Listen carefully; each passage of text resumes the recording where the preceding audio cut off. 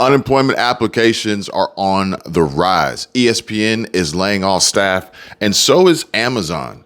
Personal finances and income are in serious trouble for many Americans, while crypto is showing its weaknesses and vulnerabilities. Shaquille O'Neal is listed as 7 feet 1 inch tall, proceeded to drive around and past me at a high rate of speed.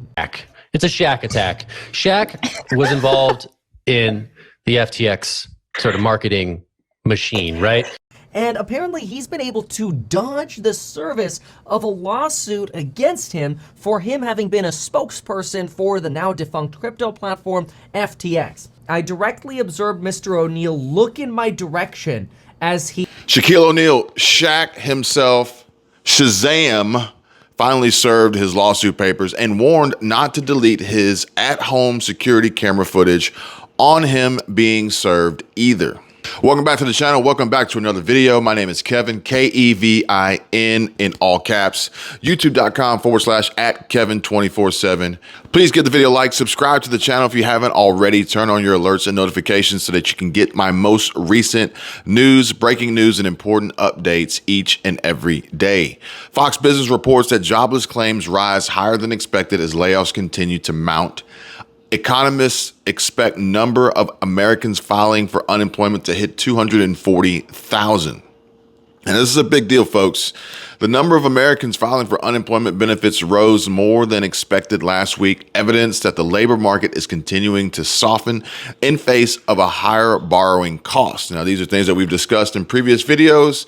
Not only are the employees typically the most expensive overhead operating costs for companies, businesses, and corporations and employers, but now when you add on the higher interest rates and the higher cost to borrow, it further compounds the difficulty of running and operating businesses and maintaining these overheads, these high overheads and operations, while we're also seeing the consumers' discretionary spending pulling back. We're seeing this across the board. So this is not just for tech layoffs and big banks laying off employees. This is going to be hitting the entire labor market. Fox Business reports that the labor market has remained historically tight over the past year, but there are growing signs of a slowdown. Now, these growing signs of a slowdown are important to pay attention to and far, far more insightful as to what's actually happening besides what keeps coming out of the White House as far as unemployment numbers and job creation claims. Ultimately, we're seeing fewer job openings, folks. The economy added just 236,000 jobs in March, the lowest monthly gain since December 2020.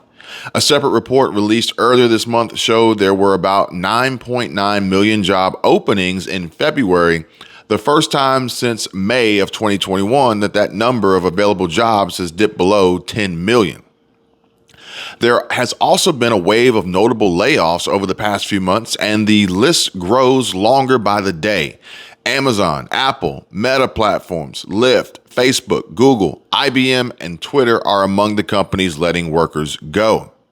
And the biggest problem with this is the fewer jobs added. Therefore, it is going to become increasingly more difficult to replace a job after it's been lost, and especially trying to replace a job at the same income, pay salary scale or greater.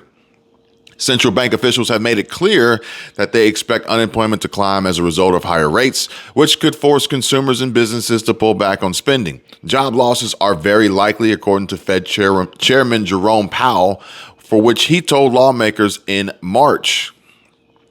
And projections from the central bank's March meeting show that officials expect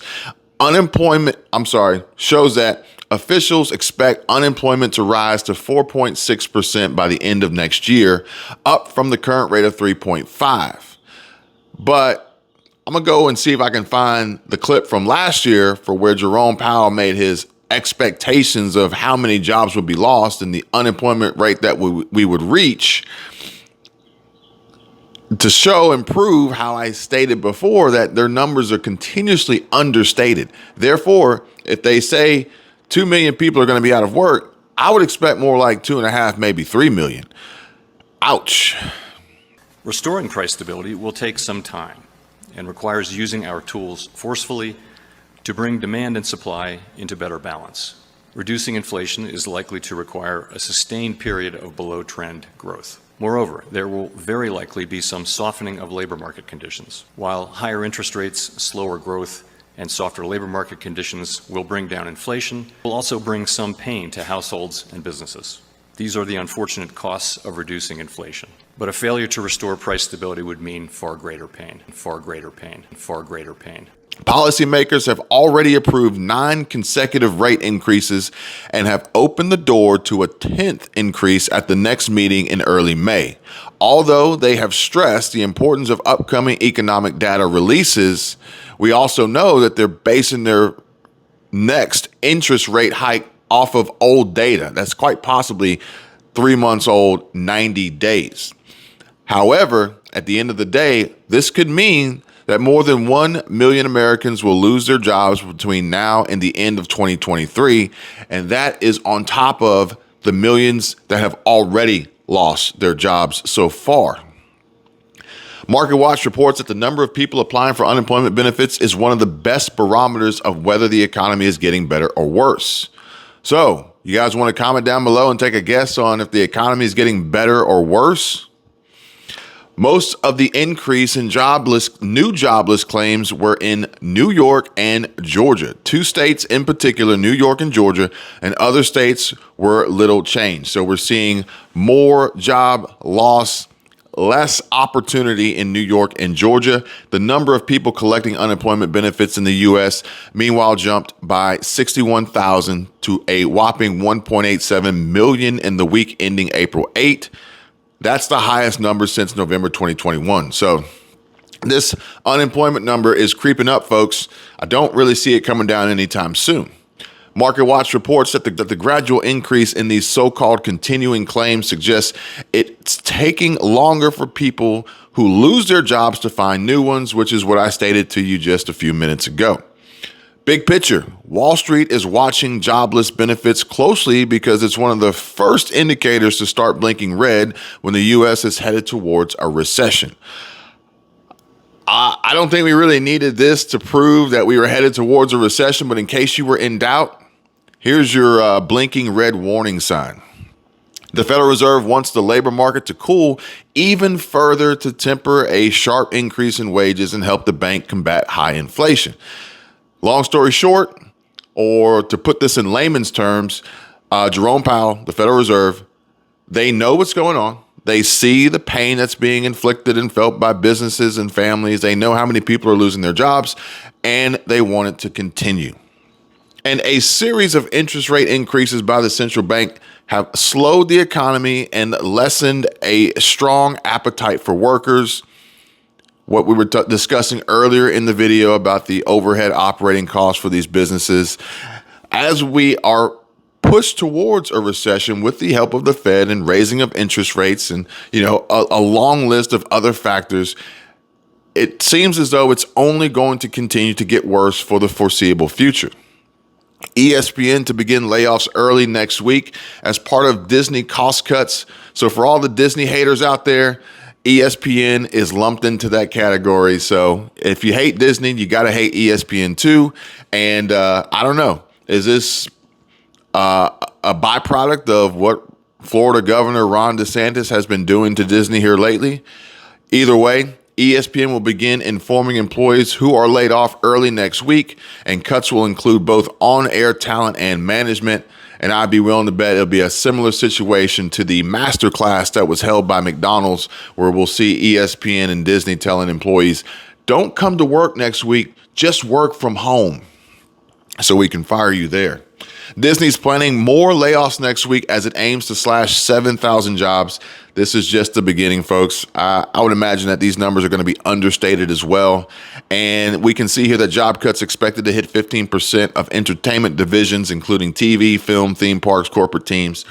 And this is what I was talking about, how these problems are going to be affecting all sectors of the economy, all jobs, not just tech, not just Twitter, not just Meta, not just Amazon. But at the end of the day, you got to realize that the discretionary spending of the consumer is going to be impacted by their ability to have income at their jobs.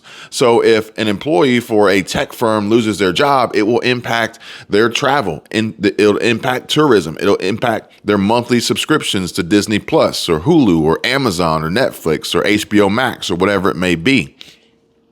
Disney is reportedly planning thousands of job cuts next week, which will include slashing 15% of its entertainment division. Again, it's going to be rather tough to replace these jobs for these people at this time. So now it's going to be very, very important that you have savings, that you have a fallback plan, a plan B, an emergency safety net, perhaps maybe even an additional source of income. According to Bloomberg, the cuts will impact several areas within the entertainment division, such as TV, film, theme parks, and corporate teams. Every region Disney operates will be affected, with impacted personnel notified as early as April 24th. So no one is safe, nowhere, no how. Separately, CNBC reported Wednesday afternoon that ESPN will begin layoffs early next week, and Yahoo Finance reached out to Disney for comment on both reports, but did not immediately hear back. Par for the course. Meanwhile, Amazon is laying off more employees. Last year, we saw Amazon laying off tens of 10,000, 20,000, 18,000, on top of 80 plus thousand already losing their jobs and not being replaced, not being refilled, those positions remaining vacant. So Amazon is topping the charts here, I think, with the most amount of employment reduction, not just layoffs, just an employment reduction through attrition, through quitting, through being laid off, being fired, retiring, whatever it may be. They're seeing the greatest amount, in my opinion, of employment reduction and a reduction of their overhead and operating expenses. Now is the time to buckle down and tighten up, folks.